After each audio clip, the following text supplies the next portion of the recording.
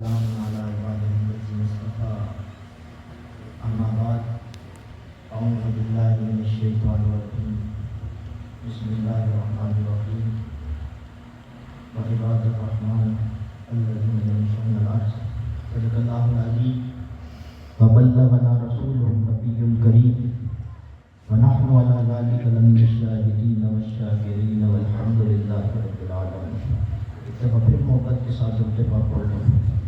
اللهم صل على روح محمد في الأرواح اللهم صل على جسد محمد في الأجساد اللهم صل على قبر محمد في القبور. میرے محترم بھائی دوستو،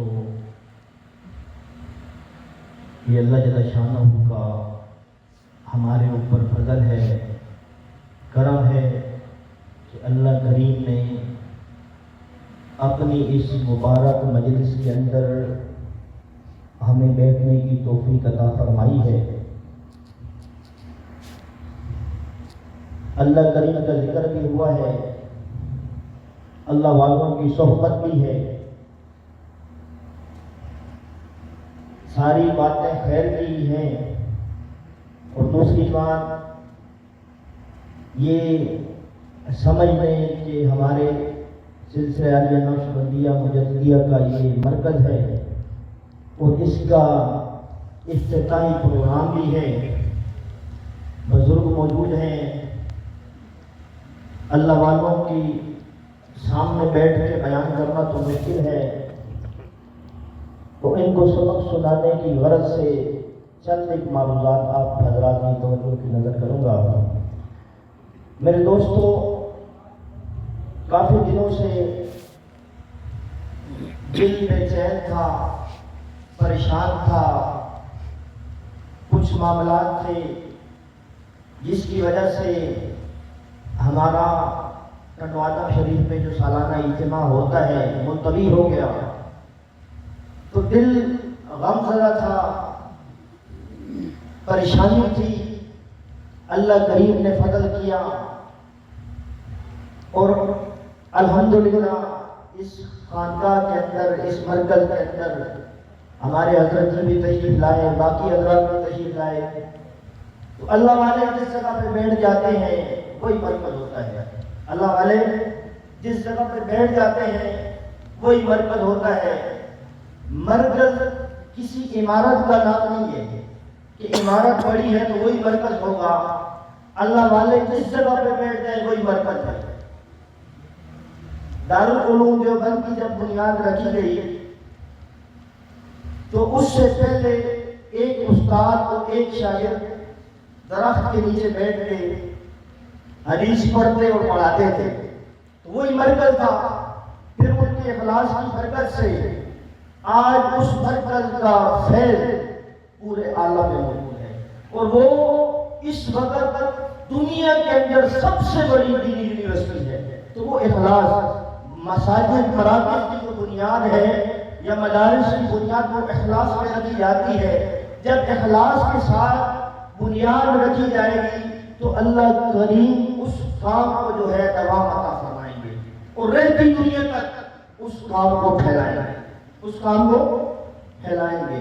دارالعلوم دیوبند کی جب بنیاد رکھی جانے لگی تو حضرت مولانا قاسم نانوتوی صاحب رحمہ اللہ نے دارالعلوم کی سب سے بنیاد رکھنے کے لیے جس شخصیت کو دعوت دی اس شخصیت کا پہلے تعارف کرایا. تعارف کیسے کروایا؟ حضرت نے فرمایا کہ میں ایسے شخص کو دعوت دینے لگا ہوں، میں ایسے شخص کو دعوت دینے لگا ہوں کہ 40 سال ہو گئے ہیں فرشتوں نے اس کے گناہ نہیں لکھے. ایسے شخص کو دارالعلوم دیوبند کی بنیاد رکھنے کے لیے بلا رہا ہوں کہ 40 سال ہو گئے ہیں فرشتوں کو گناہ لکھنے کا موقع نہیں ملا. ایسی شخصیت. پھر انہوں نے حضرت عبداللہ شاہ صاحب المعروف باب کل شاہ صاحب ان کو دعوت دی. پھر انہوں نے اس کی بنیاد رکھی اور جب بنیاد رکھی گئی تو بنیادی جو نکات تھے، جو دارالعلوم کے آغاز و مقاصد کے اس ادارے کو قائم کرنے کے جو مقاصد ہیں، اس میں بنیادی طور پہ یہ بات لکھی گئی کہ یہ ادارہ جو ہے یہ بغیر کسی سرکاری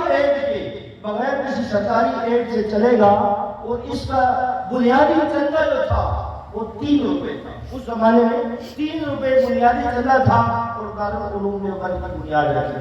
اور اس زمانے میں ایک معاون تھا، ہر زمانے میں معاونت یہ کام مساجد، مدارس، مراکز، خانقاہوں کی ترتیب ایسی ہی ہوتی ہے، لوگ چندہ دیتے ہیں، ترتیب بنتی ہے، اللہ پاک چلاتے ہیں، یہ اللہ کریم کا ایک نظام ہے، یہ ایسے ہی چلتا ہے، لوگ کام کرتے ہیں۔ تو اس زمانے میں ایک بہت بڑا معاون تھا جو دارالعلوم دیوبند میں چندہ دیا کرتا تھا، اور اس زمانے میں وہ 10,000 روپے چندہ دیتا تھا۔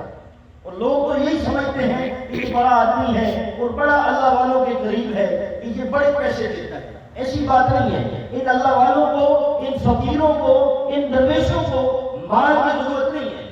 حضرت تھانوی رحمہ اللہ کے پاس ایک شخص آیا اور کہنے لگا کچھ ہدیہ ہے حضرت رکھ لیں، 1 لاکھ روپے۔ اس زمانے میں 1 لاکھ روپے کہتے ہیں حضرت جی 1 لاکھ روپے آپ ہدیہ رکھ لیں۔ حضرت سمجھ گئے اس آدمی کی جو کمائی ہے درست نہیں ہے، مشتبہ مال ہے، غلط مال ہے۔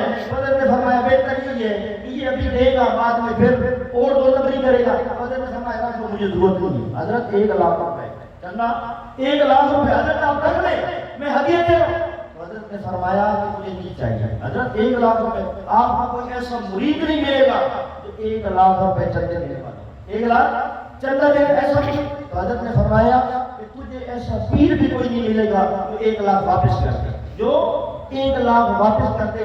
تو یہ جو اللہ والے ہیں انہیں ہماری ہدیہ ہدایت کی ضرورت نہیں ہے، اگر وہ قبول کر لیں تو ہماری خوش نصیبی ہے، ادب کے ساتھ، احترام کے ساتھ پیش کر دینا ہمارا کام ہے۔ تو اس زمانے میں 10,000 روپے وہ جو نواب تھا وہ دیا کرتا تھا۔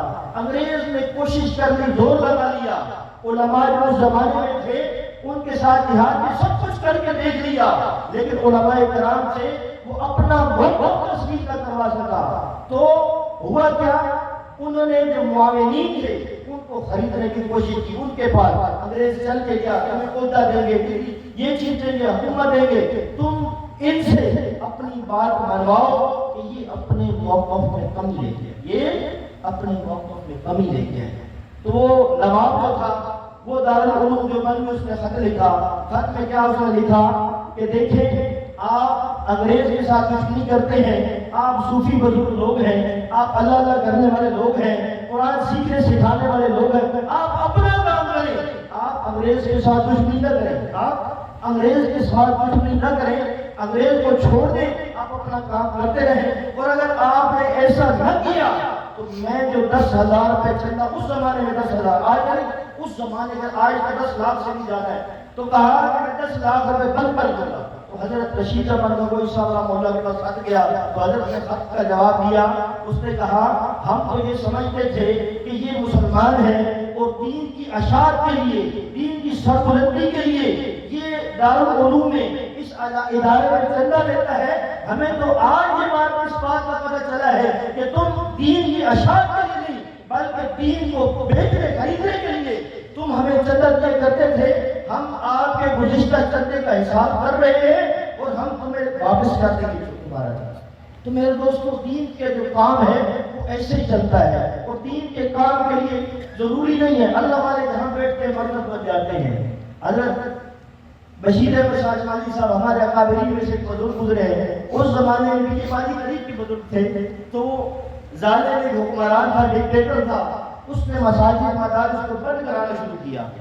تو حضرت کے پاس بھی، حضرت کی خانقاہ ہے، گئے کچھ لوگ گئے، سرکاری لوگ گئے، انہوں نے کہا جی خانقاہ کو سیل کرنا ہے، مدرسے کو بند کرنا ہے۔ تو حضرت نے جواب دیا اگر تم مدرسے کو بند بھی کر دو گے، اس مدرسے کو بند بھی کر دو گے تو ہم اللہ اللہ کرنا بند نہیں کریں گے، ہم درختوں کے نیچے بیٹھ کے بھی اللہ اللہ کو سکھائیں گے۔ تو یہ اللہ والوں کی ترتیب ہوتی ہے، اور جہاں اللہ والے بیٹھتے ہیں وہاں خود بخود، جہاں شمع جلتی ہے وہاں پروانے خود بخود آ جاتے ہیں۔ جہاں شمع جلتی ہے، شمع جہاں جل جائے، آپ دیکھیں سندھ کے اندر بزرگ ہیں، ان کے خانقاہیں ہیں، پنجاب کے اندر مختلف علاقوں میں، تو یہاں اللہ والے بازاروں کو چھوڑ کے جنگلوں کو آباد کرتے ہیں، خالی جگہ پہ۔ آج بھی آپ چلے جائیں، ہماری بہنوالوں کی خانقاہ بالکل سائڈ پہ ہے، جہاں حضرت ہمارے جس خانقاہ میں ہوتے ہیں وہ بالکل باہر ہے، شہر سے باہر ہے، جہاں پہ شہر دور جانا پڑتا ہے کچھ کھانے پینے کو، کچھ سامان لینے کے لیے. تو یہ کیا وجہ ہے کہ دنیا سے بے رغبتی اختیار کرتے ہیں